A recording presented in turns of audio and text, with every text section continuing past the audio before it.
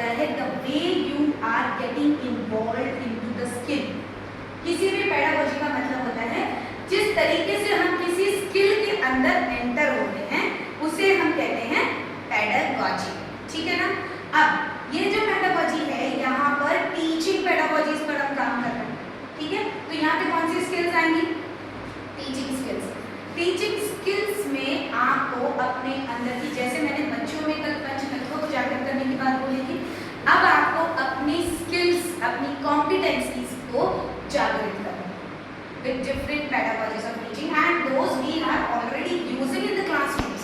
हम हमारे क्लासरूम में ये सारी चीजें यूज कर ही रहे हैं, बट क्या है ना, उसको थोड़ा सा ठप्पा नहीं लगा नाम का कि ये चीज करना चाहिए। सो एनसीईआरटी में, एनईपी में इसको इन्वॉल्व कर दिया है। ठीक है ना। तो यहाँ छोटे बच्चों को पढ़ाने के लिए सबसे पहला ये 5 पेडागोजीज हैं जो फाउंडेशन स्टेज पर दी गई है।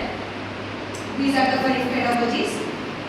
ये व्यक्ति आप लोगों को मिल जाएगी, कल वाली मिल गई होगी ना मैम, आपको शेयर कर दिया करूँगी। ठीक है मैम, डाल देंगे आपको। तो ये जो पेडागोजीज हैं ये 5 पेडागोजीज हैं। ठीक है, ये सबसे पहला play way method, second activity based learning, third inquiry based learning, fourth experiential learning and the fifth one is theme based learning. जैसा कि नेम ही बताता है, इसी से हमें पता चलता है फर्स्ट प्लेवे, बच्चों को खेल खेल में पढ़ाना। ठीक है, सेकंड एक्टिविटी बेस्ड लर्निंग, इसको एनसीईआरटी में एबीएल कहा जाता है। अगर आपको एनसीईआरटी का कुछ, अगर आप ओपन करते हो ना नेट पे, अगर वहाँ पर आपको शॉर्ट फॉर्म में एबीएल लिखा हुआ कहीं दिखे तो उसका मतलब एक्टिविटी बेस्ड लर्निंग होता है। Next inquiry based learning, this is called as IBL. ठीक है ना।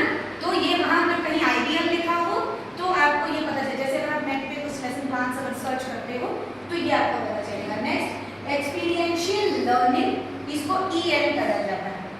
ठीक है, एक्सपीरियंशियल बेस्ड लर्निंग मींस इसको ईएल किया जाता है, experiential learning. Next is TBL, theme based learning. अब ये जो थीम बेस्ड लर्निंग है ना, ये इन चारों पर लागू होता है, because theme is something which we are applying।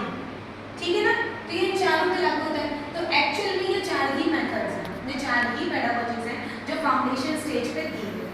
आज हम 2 जगह पर बात करेंगे, एक तो फाउंडेशन स्टेज की बात करेंगे, दूसरा हम प्रिपरेटरी और मिडिल स्टेज को कवर करेंगे, जहाँ पर और भी तरीके की इनोवेटिव टीचिंग स्ट्रैटेजीज को हम अंडरस्टैंड करेंगे। ठीक है ना।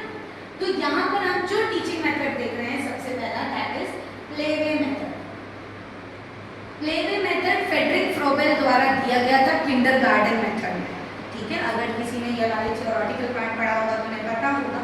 तो ये जो प्लेवे मेथड है, इसमें ये बताया गया कि बच्चों को खेल खेल में पढ़ना, और इसीलिए आपके सामने इतने जो खिलौने ये रखे हैं, और मैंने इंक्वायरी बेस्ड एस्पेक्ट से आप लोगों के लिए पहले पेपर रखा, जिसका मैंने आपको आइडिया कल ही दे दिया था कि बच्चों के अंदर क्यूरियोसिटी डेवलप करनी है। ठीक है, तो ये प्ले अप्रोचेस हैं। अब ये बच्चों के लिए खेल हैं, बट ये एक्चुअल में गेम्स तो है नहीं। These are the things which we can use in our day to day teaching life. ठीक है ना। तो इनको आप यूज करें और कैसे उनकी चीज़ों को डेवलप करें। ये नहीं कह सकते कि अब हमारे बच्चे बड़े हो गए तो हम इनको यूज ना करें। देखो, आज भी आपके अंदर एक बच्चा जरूर जीता होगा, बड़े इतने बड़े होंगे, है ना। तो ऐसा नहीं है कि ये चीज़ें तो बच्चों को लगती हैं, छोटे बच्चों को लगेंगी, हमारी क्लास में तो इसका कोई यूज़ ही नहीं है, ऐसा नहीं होगा। राइट, आप इनका भी यूज़ उनके मूड फ्रेश करने के लिए और उनकी एक्टिविटीज़ के लिए भी कर सकते हैं। तो ये तो प्लेवे के बारे में पूरी चीज़ें हैं। यहाँ पर as you can say there are 7 types of play given by NCERT। This is just an idea. The teachers can develop in their own self different more types of play। ये NCERT द्वारा 7 types of play दिया गया है कि ये basic है, कुछ नहीं करो तो इतना तो कर ही लो, ये सारी चीजें दी गई है। सबसे पहला है बॉडी प्ले मूवमेंट। अब यहाँ पर देखो running, jumping, sliding, skipping, hopping ये दिया है, तो इसका ये मतलब नहीं है कि पीटी सर के ऊपर ही डाल दो, पीटी टीचर के ऊपर डाल दो, एक्टिविटी टीचर कराएंगे, नहीं। These things you all can also do in your classroom।